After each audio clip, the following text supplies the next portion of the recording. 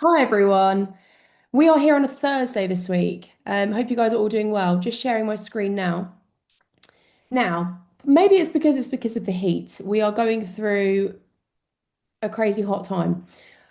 I thought I would do a call today that was based on easy things that you can do that are going to accelerate your results. I thought that would be a good thing to talk about, considering that, if you're feeling like me, energy might be a bit low right now. Fatigue might be setting in a bit. If it is, it's pretty normal. It's been very hot for a very long time. I think we've got one more hot day tomorrow and it's going to cool down a bit. But I wanted to really talk about just going back to the basics in a way with this call and just reaffirming on why we're doing some certain things. And there are some things that we'll cover that seem quite maybe elementary and maybe quite basic, but I've deliberately designed it that way. I want you guys to leave this call today thinking I could literally implement that from tomorrow. That's how simple and how easy I want this call to feel for you guys today. Some of this stuff you guys might already know. Some of you who are new probably do not. It's all good. I think whether you're learning this for the first time or if you're relearning and brushing up your memory, it's going to be really useful for you anyway. But what I want you to take away from today's call, as well as thinking I can implement this tomorrow, I want you to also learn that the biggest improvements don't usually come from doing more. It usually comes from doing the basics really well. And that is what the whole sort of, I suppose, ethos of this call is about. So we often look for the wrong solutions. I've been very guilty of this myself in the past. I talk to you guys a lot about shiny object syndrome, about how when you're doing something, sometimes it can get a bit mundane, get a bit boring, get a bit repetitive. We see this shiny new thing on the horizon that promises a wonderful result. We get tempted. We get tempted to move over to it because what we're doing might feel a little bit repetitive, a little bit boring. That's the shiny object syndrome, and it's a very real thing. We often look for things and we often look for the wrong solutions. Sometimes we think what we need is a brand new diet if we're not seeing progress 1 week, more cardio, less food, a fat burner, a more complicated or even just a totally new plan or the latest weird AI thing that you've seen being created that's promising absolutely insane results. Because of the shiny object syndrome, we often look for solutions in that place, but most of the time, and I'd actually argue to say pretty much all the time, your answer isn't a shiny new thing. Your answer is mastering the basics and getting the basics right. And that is what this call is about. So I'm going to go through 5 different habits that I really want to talk to you guys about. And I would also want you to know that when I ask you to do these things, when I recommend for you guys to do these things, why we actually do it and why it's actually so important. So the first thing, drinking more water.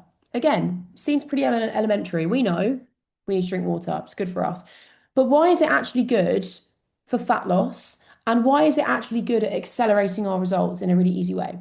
It's one of the easiest ways to improve fat loss. There's a few different reasons why it's really good. It can help control hunger to an extent.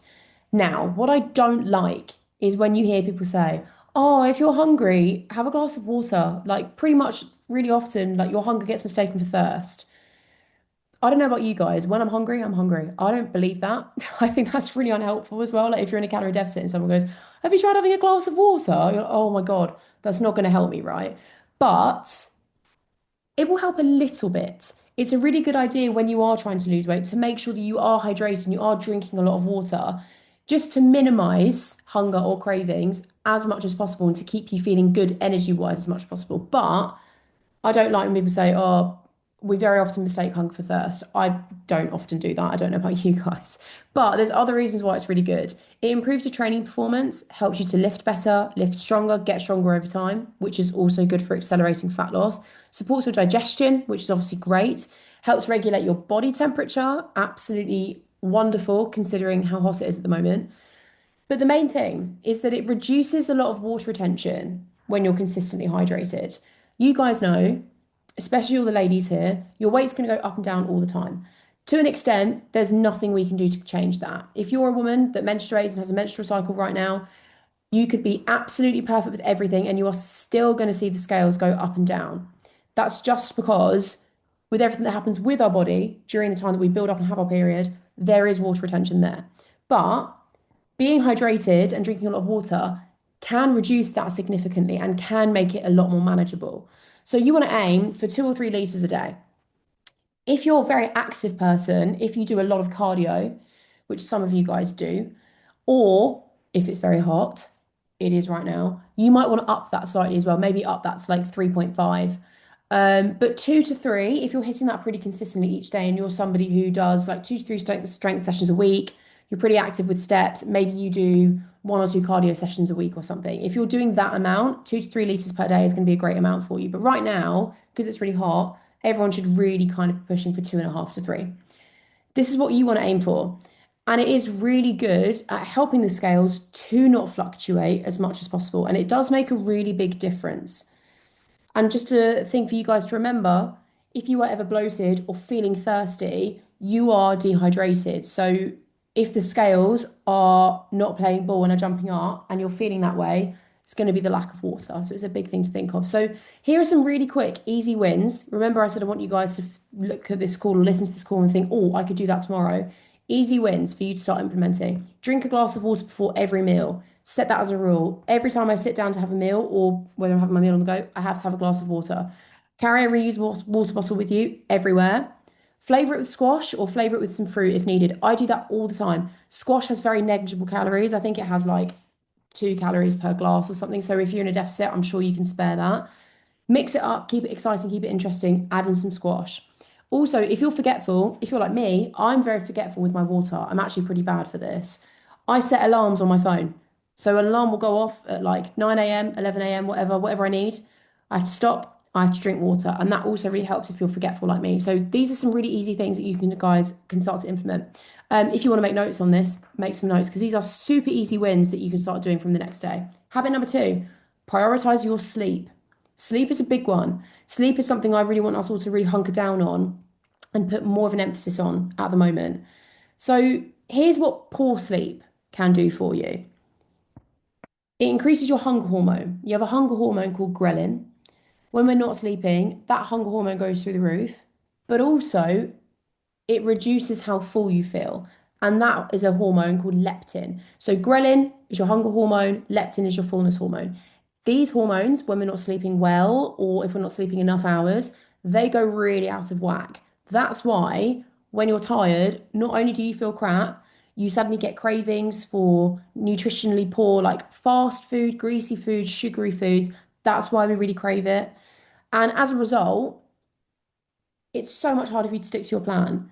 Someone here, like, when you have those nights where you get like 2 or 3 hours sleep, and some of you guys might not be sleeping very well in the heat at the moment, which is very normal, you are so much less motivated, right? Suddenly, going to the gym doesn't sound that appealing. Suddenly, eating your meal prep doesn't sound that appealing. It makes everything difficult, and it's much harder to make good decisions when you are exhausted.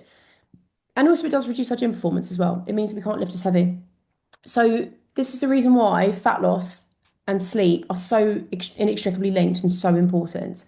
And I can't tell you the amount of ladies that I've worked with over the years who have said, like, I'm tracking my food, I'm doing my steps, I don't know why it's not working. And then we realized that they were getting like 3 hours of sleep per night.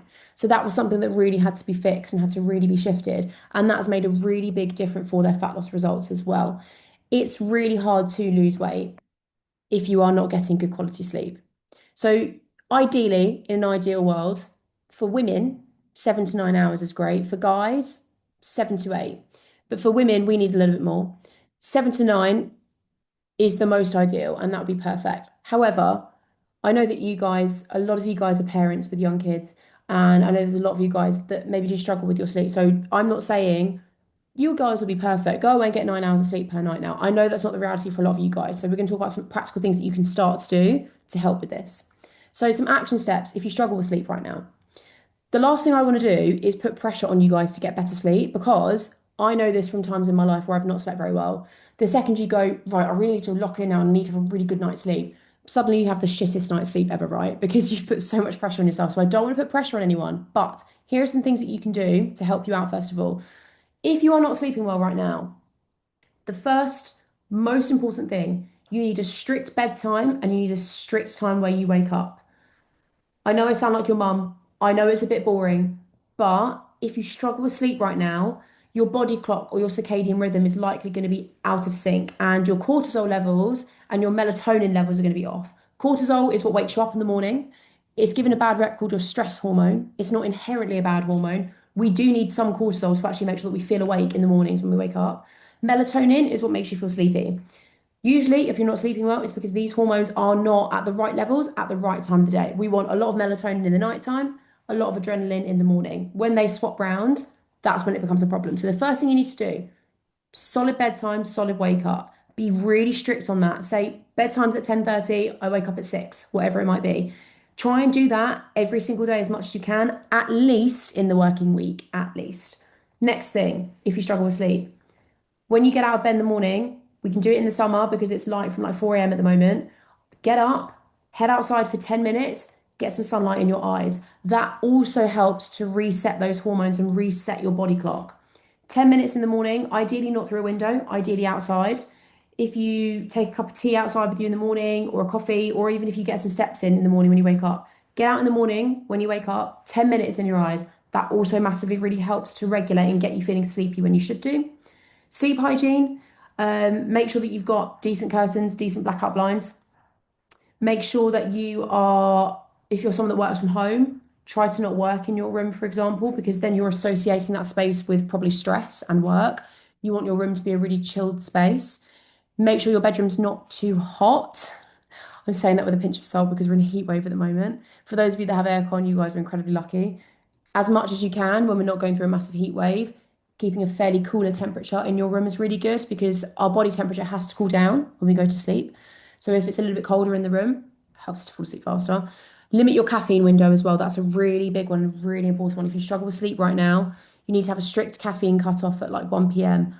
I am really sensitive to caffeine. If I have coffee past 1, it is so hard for me to go to bed. I'm like a little baby. So I have one or two coffees in the morning. I have no coffee after 1 p.m. That's my cutoff time. Finally, if you really struggle with sleep, before you start thinking about sleeping tablets and getting medicated in that way, take a magnesium supplement in the night time as well before bed. I've put here if you have young children, dot, dot, dot. If you have young children, I know that what I'm saying to you right now is probably an absolute pipe dream. And you think, well, Zoe, you don't have kids, so it's all good for you. And yes, I don't have kids, and my time will come when I hopefully do have kids one day and I don't get any sleep. I just want to say, if you have young kids, I am aware that this might not be your full reality right now. If you have a baby right now, this might not be your reality. And I very much understand that. If you are a parent right now, what you need to do is just take what you can get. You probably are going to have some nights where you get like 2 hours. You are probably going to have unbroken sleep. For you guys, you can still get results. I'm not saying if you're not getting 9 hours of perfect sleep, you're not going to get results. This is just about how can we keep you on track, keep you accelerating. If that's your reality right now, we just work with your circumstances and we do what you can. And just know that obviously it's not going to be forever for you. It's going to be a season. But I just want to caveat that I'm aware of that. Okay. Habit number 3, meal prepping without spending hours in the kitchen.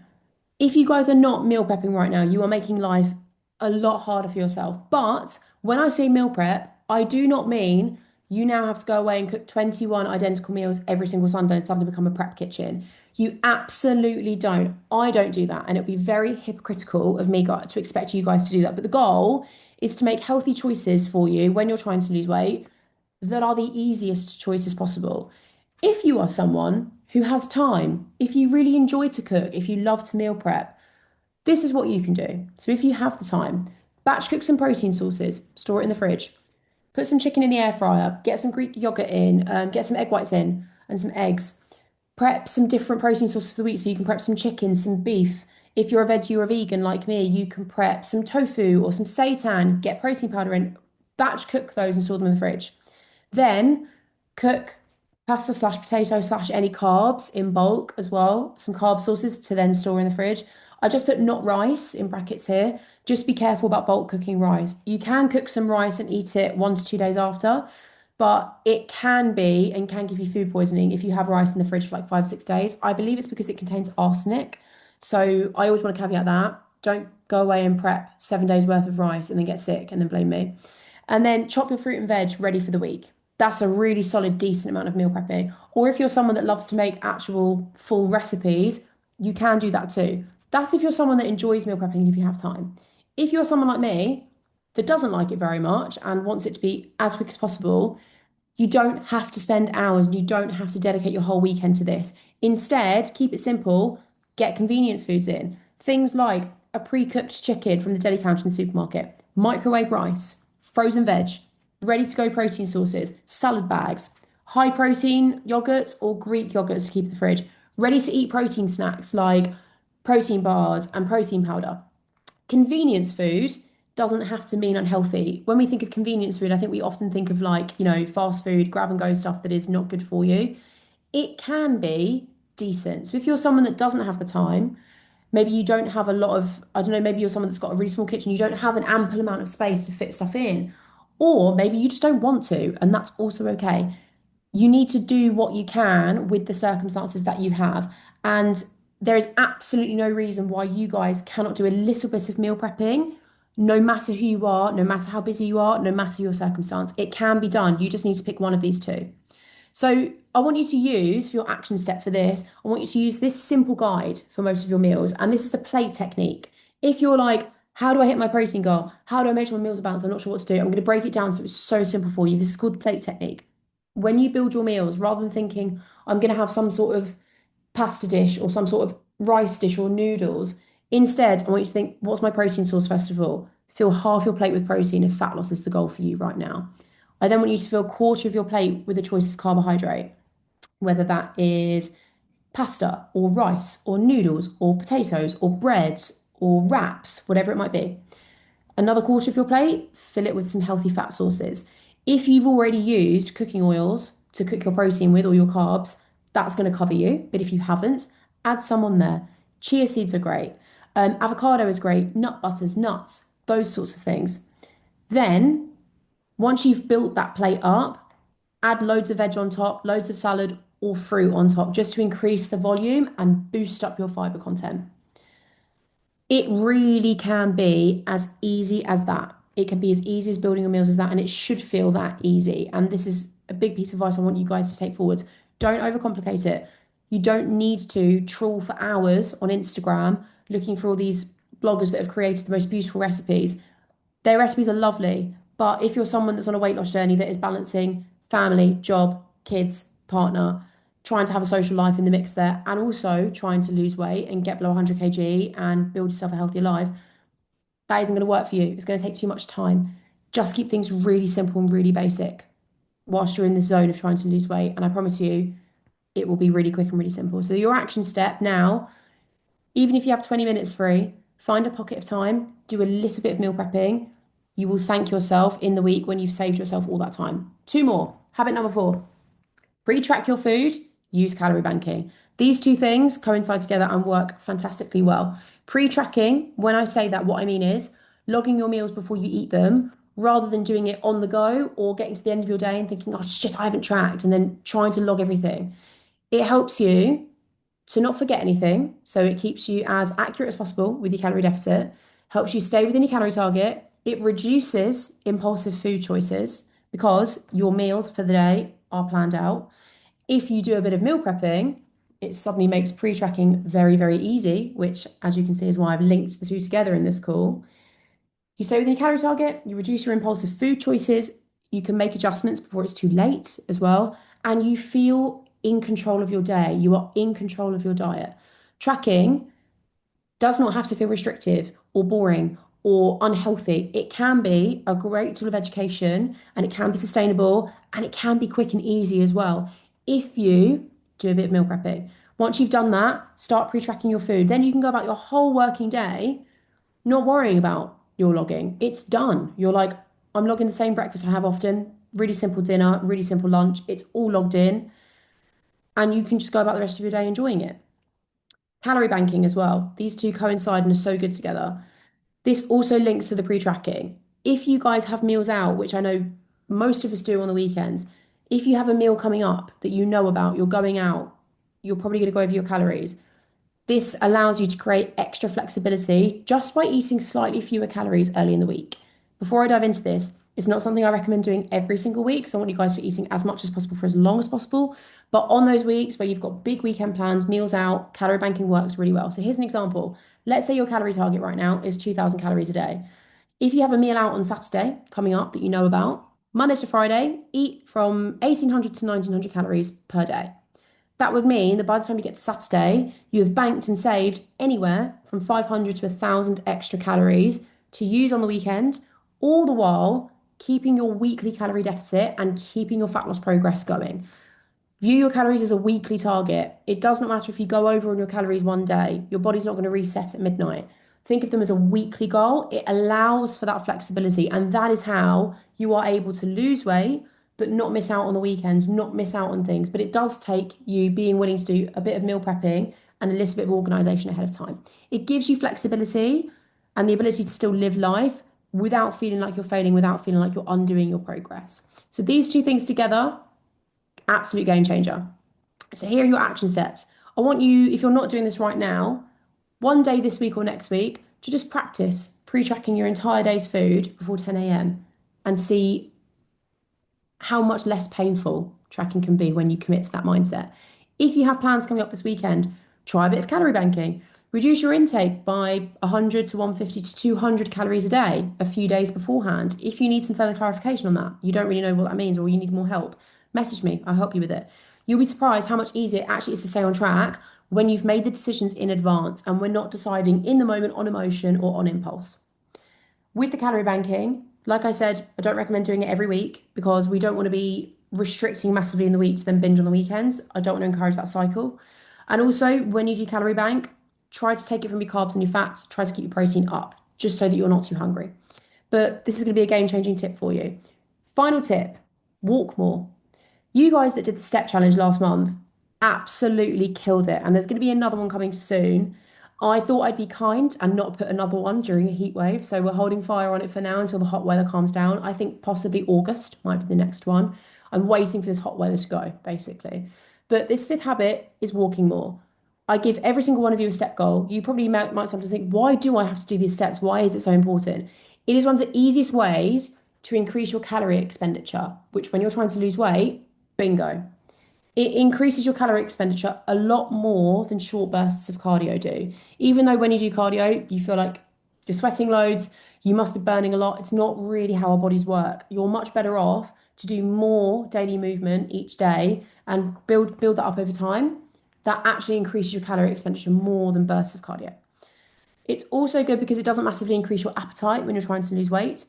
It will still improve your cardiovascular health to an extent, not as much as cardio, of course, but it does really help. Helps you recover from workouts better because you're moving more regularly. Reduces stress. Getting outside in nature does so much for mental health, like it's crazy. And it is easy to recover from compared to lots of cardio. So that's why walking is so good for weight loss. So you should aim to gradually increase your daily steps rather than just relying on one big long walk at the weekend. So your action steps, commit to hitting your daily step goal that I've given you as much as you can. It doesn't have to be 10K. 10K is just a lovely round number someone plucked out of thin air one day when they were coming up with this concept, basically, or discovering the science on it. It doesn't have to be 10K. Just make sure it's slightly more than what you normally do. If you do fall short one day, pick it up later in the week. We just talked about calorie banking, and I said about how viewing your calories as a weekly target and a weekly goal is going to be a game changer for you. Same applies to your steps. There's going to be days where you can't get out of the office or work is manic and you get 2,000 steps in. It's going to happen. It's okay. Pick up a few more on the days where you have more time and when you're free. Again, that weekly target rather than daily gives you a lot more flexibility and a lot less stress. Those are your 5 habits that are simple, quick, but are going to absolutely transform your results. None of these habits seem very impressive on their own. So I want to talk about the compound effect of these. They don't seem impressive on their own, but imagine if you are someone who sleeps pretty decently, most consistently for 8 hours, drinks about 2.5 litres of water a day, hits their protein through using meal prepping, plate technique, walks 8 to 10K steps, eats lots of fiber, and strength trains 3 times per week. They will pretty much always outperform someone who is looking for shortcuts or thinking, oh, I'm freaking out. Maybe what I'm doing isn't working. Maybe I need to just completely ditch my plan and go and find something else. That person that's committing to mastering the basics over and over is going to get the results compared to that other person and that other mindset. What I want you guys to think about now is which one habit is going to give you the biggest return. You do not need to focus on everything all at once. And I don't want you to come away from this call feeling overwhelmed. Instead, ask yourself out of these, what's my weakest area? Is it water? Is it sleep? Meal prepping? Planning for events? The calorie banking or the pre-tracking? Or is it my steps? Fix one and focus on one first before you think about fixing all of them. And don't move on until you really feel like you have mastered that one that needs a bit of attention. Your action plan for this week, I want you to choose one habit to improve out of those five. If you're on the school live, write it down for me. Jot it on your phone or if you have pen and paper. So, some examples. I'm now going to make sure I drink 2.5 litres of water a day. I'm going to be in bed by 10:30. No excuses. Not midnight anymore. I'm going to pre-track my food for one day this week and see how I find it. I'm going to walk 8K steps, or I'm going to make sure that I make a really big conscious effort to prep some veg and add more veg to my lunch and to my dinner. Master that one habit, then build on it. That's what I want you guys to focus on this week. The women and the people who get the best results aren't usually doing extraordinary things. They are the people that are doing ordinary things, like these five things I've just talked you through, but they're doing them extraordinarily consistently. And that is my passing thought for you all. It's been great to have so many of you here.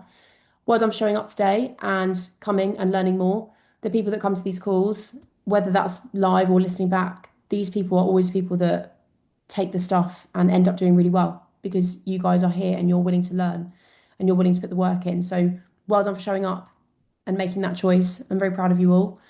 I'm going to go now. I'm going to go hang out with Marnie for a little bit longer. It's been great to have so many of you on this call. Any further questions, you know where I am. Chuck it in the group and we can all help each other out. But have a great evening, and I am looking forward to catching up with all of you guys tomorrow when we go through check-in. Have a good one.